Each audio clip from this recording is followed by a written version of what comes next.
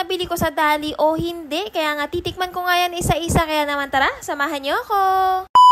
At dahil nga minababasa nga ako sa comment section na masarap nga daw yung ganito, ganyan, mag-review daw ako ng mga nabili ko sa Dali. At ito na nga mga mare, dininig ko na nga ang inyong mga comment. Oo, hindi pala dininig, nakita. Huy! At dahil nga bored nga din ako sa oras na yan, kaya nga tara, sige, titikman ko na nga itong mga nabili ko. Pero ito nga lang munang i-review ko nga yung dalawang palaman at yung chocolate. Kaya nga ito, naglabas na nga din ako ng tasty. Sakto nga ito sa palaman na i-review natin. So ito na nga mga mare, dahil nga mainit ang panahon at tanghaling tapat ko nga ginawa yan. Kaya nga ito, inanuhan ko nga muna itong electric fan namin. So ito na nga mga mare, meron din kasi nag-comment sa TikTok kasi in-upload ko rin doon. Sabi, taste test with Drake, wait ko sa next video please. Kaya naman hindi ko na nga ito patatagalin mga mare. Ito na nga, sisimulan ko na nga dito sa Salute Dark Chocolate. O, itong chocolate na ito mga mare, meron siyang 3 flavor at itong ang dark chocolate lang yung kinuha ko muna. At akalain nyo ba na sa laking ito 42 pesos lang? O, ito na nga mga mare, magkakaalaman na tayo kung talagang masarap ba itong chocolate na ito. So, ito na nga, tinikman ko na nga at in fairness mga mare, ang tigas.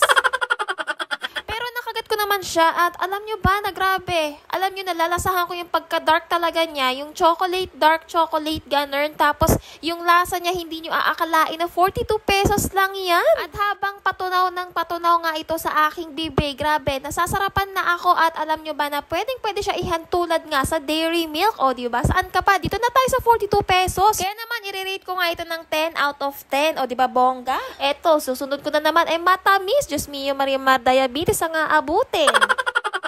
At ito na nga, no, isusunod ko na nga itong Go-Nut. Siyempre, titikman ko talaga mismo muna yung pinakapalaman. Ayun. At alam nyo ba mga mare, actually, hindi naman kasi ako palagi kumakain ng Nutella. So, I don't think na medyo kaparehas niya ito. Pero parang mas hawig nga siya doon sa choco-choco pero mas pinasarap. Oo. Okay na siya sa presyo niya na worth 79 pesos. At yung tipong hindi ka manghihinayang kahit sagarin mo itong chocolate sa loob at ilagay mo lahat sa tasty, ganun. Oo, ito na nga mga mare. At alam nyo ba na nagustuhan nga din ito ng aking anak. Oo. Ito nga minsan nang binabaon niya. And in fairness, nauubos din naman niya. So, di ba, why na? Hindi natin itry itong Go-Nut na to instead of Nutella na bibili tayo na napakamahal. At kung medyo tight nga din ang budget niyo, go na kayo dito. Mura na nga, masarap pa. Parang ako, charis.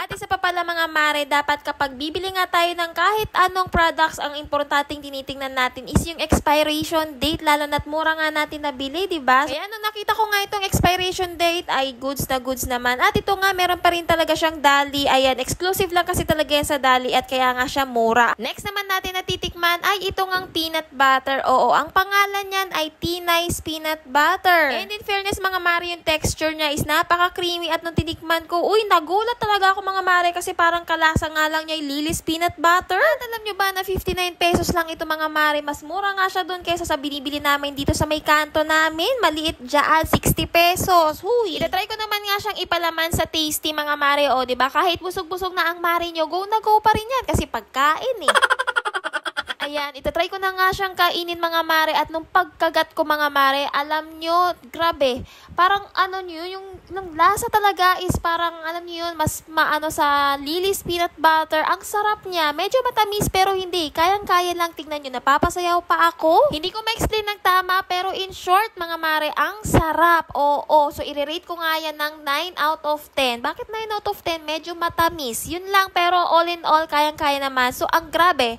experience itong mga products ng Dali. Kaya naman uulit-ulitin ko to at babalik ako sa Dali. Yan ang mga bibilihin ko ulit. O, diba? So, ayan nga lang for today's vlog. Kaya naman nauhaw ang mare nyo. Panay matamis. Siyempre, inom-inom din tayo pag may time. At isa pa nga mga mare, napakainit. Kaya dapat marami tayong iniinom na tubig. Ayun. And stay hydrated. At ayan nga lang for today's video. Kaya naman, salamat sa panonood.